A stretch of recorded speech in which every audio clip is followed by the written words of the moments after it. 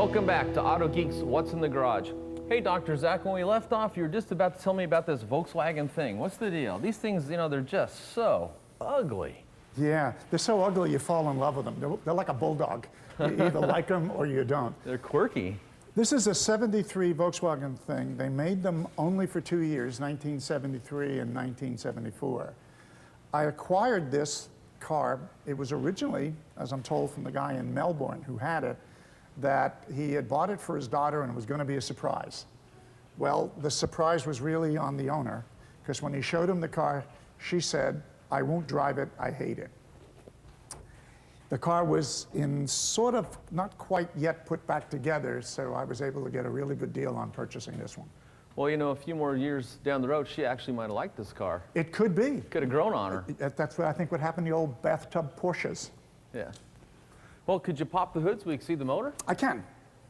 What, it's back here? Well, you want to see the motor?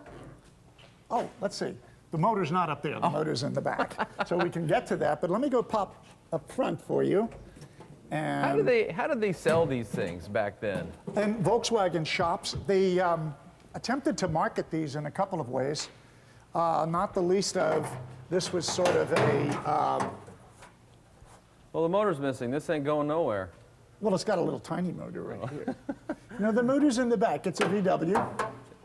Of course. And maybe I can get this in there. This is how they were. Yeah. And they were mostly made to be off-road. On-road, off-road, go to the beach. Just a fun They even car. had a Safari model. Sure. Which had a bimini top. Yeah. And they were done up in pastel colors, etc. These came in sunshine yellow, pumpkin orange, a snow ice white, and there was also a turquoise version. Very interesting car. Very different from the Ferraris. Oh, yeah. Very different. Oh, very different. different. So tell me about the MGB GT here. The MGB GT is kind of an interesting story. My wife's friend, for many, many years, since they were in the 3rd grade, had one. Jude loved this car, and about a year ago, this car was over in my mechanic shop. It had showed up. She saw it, fell in love with it, and further, what happened with it, it turned out that the Bulldog we have for Jude can get in this car the easiest of any of the vehicles we own. So, Is that right? yeah, this is Because it's low to the ground? It's low to the ground. Jump She right can in. hop in, climb Yeah. into the back. And Judy's a little bitty thing, and the Bulldog weighs 35 pounds, so it's getting a little bit too heavy for her to keep lifting to get the Bulldog in the car. But Sure. that's the story. This is a driver. She drives this back and forth to work fairly often. Yeah, this is actually in really good shape. You know, you don't see these on the road very often. Not too many. A lot of them are the convertibles, and this is, of course, the hardtop. It is. Yes, very interesting. It's a interesting color, kind of a butterscotch color. Yeah, well, most people would say it was more like something that somebody already ate and then disgorged.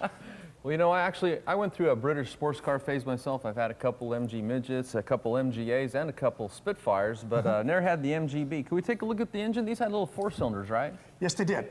Let me go see I if just kind can of thought mine pick were a this little bit up. on the underpowered side. How's this one do? This one does reasonably well.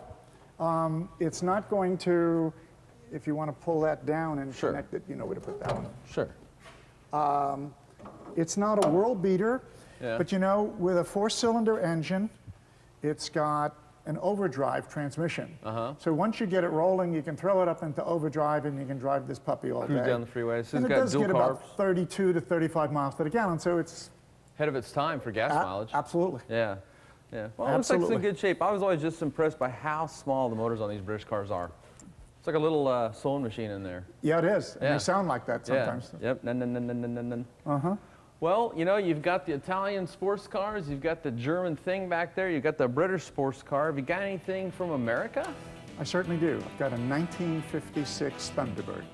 Well, we'll take a break. When we come back, let's check out Dr. Zach's 56 Ford Thunderbird.